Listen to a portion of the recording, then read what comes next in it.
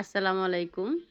তো আমার ভিডিও মানে পুরানা দিনে ফিরে যাওয়া আর পুরানা দিনের সবকিছুরে নতুন কইরা পাওয়া তো অনেক কিছুই কিন্তু আড়ায়া যায়। কিন্তু আমি মাঝে মধ্যে এই জিনিসটি আড়াইতে দেই না। কারণ বাচ্চাগরেও পরিচিত করাই এই জিনিসটির লগে। তা যে কি রান্দামো এডি আপনাদের লগে শেয়ার করতেছি। আসসালামু আলাইকুম। তা যে পিঠা বানাইতেছি তো পিঠা পুলির দিন দায়ী পড়লো শীতের কুয়াশাচ্ছন্ন আ সকালের সবাইরে শুভেচ্ছা। আর আমি যে সময় পিঠা বানাইতাম যে হেডে হইলো রাইতে। তো যাই হোক রাইতে হইলো আমি কিন্তু এনে তিল করে লইছি। এটা হইলো লাল তিল। তো লাল তিল চুইরা তো আজ বাইজ্যা লইতাছি।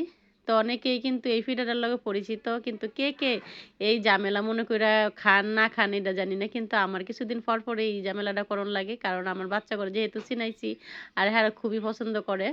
তো তিলটি ভাজা করে লইছি আর তিলের গ্রানটা এত সুন্দর। তো মোবাইলে যদি আপনাকে শুনাইতাম পারতাম তিলের গ্রানটা।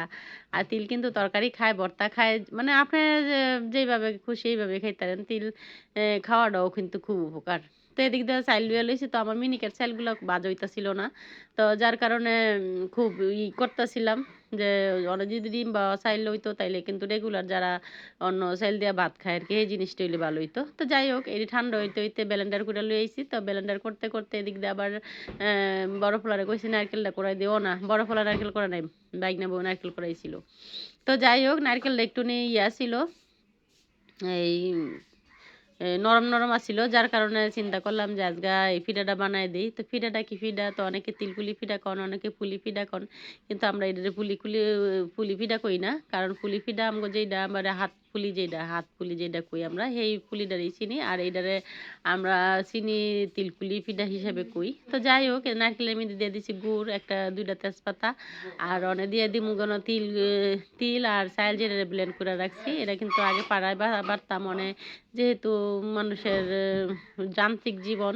তো যান্ত্রিক জীবনের লগে এই যে আমিও এই যন্ত্রটার ব্যবহার করলাম যার কারণে করলাম। তো যাই হোক আমি এটা দিছিলাম রিলস দিছিলাম অনেকে কইতে পারে নাই সবাই কইছে যে এটা হয়তো ইয়ার আচার মানে জলপাইয়ের আচার। তো যাই হোক যারা কমেন্টে কইরা জানাইছেন হ্যাঁ অসংখ্য ধন্যবাদ যে অনেকে চিনছেন অনেকে চিনেন নাই।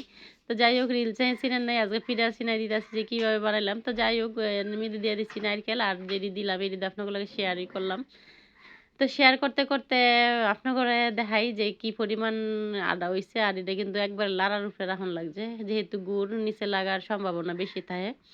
তো যাই হোক এই শিরাটা করতে এদিক দিয়ে আপনাদের আরেকটা জিনিস দেখামু যেটা হইলো মানে এটা কিন্তু চাল দিয়েও বানান যায়।